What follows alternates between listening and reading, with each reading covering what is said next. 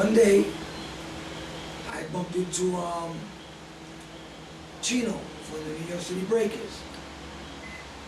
Can't really recall how we met, but they used to live in Kingsbridge, and Chino seen the way I used to dance, and he was like, wow, you know, this kid is good. What year was that? The year was 1984, I believe, the beginning of 1984. And then me and Chino became real close, which is action, and we used to go practice in his house every day. And Chino used to always ask me, yo, how you do the continuous aspects?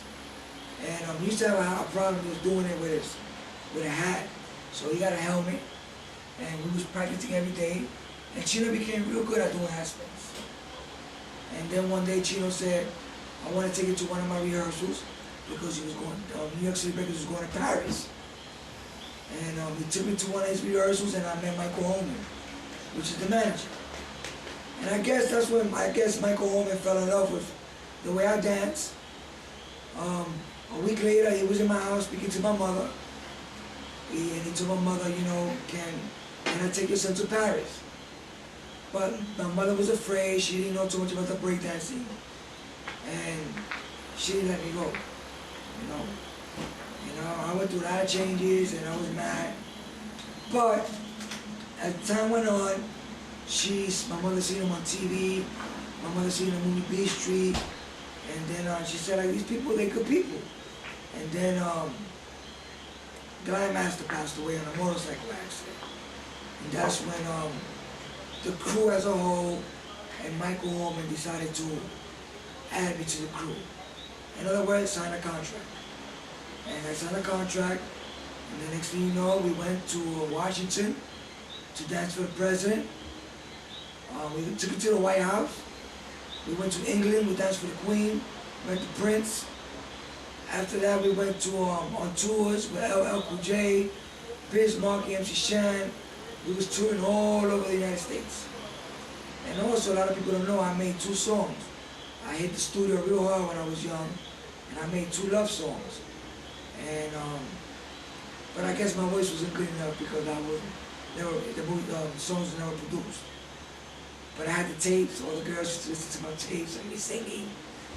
And you know, I respect all breakdancers, the new generation, the old generation, the generation before me, because the generation before me was all about having style and windmills, swipes. But when I came into the scene, there was very, very, very rare people that could do swipes into flares, that could do continuous air tracks, that could do windmills into flares, back into windmills, that could do 1990s into headspins, that could do swipes into turtles, into windmills, into flares. And that's what people used to look up to me for. Power moves to me is like windmills, holding your nuts behind your back, Superman windmills, a windmill to a turtle. I consider those power moves. But I consider air moves as swipes into flares, into windmills, back into flares. When you play with the air, that's what I consider air power moves. Well, to be honest, I really had too many experiences in battles because nobody wanted to battle me back in those days because they knew what Lil Alex was capable of.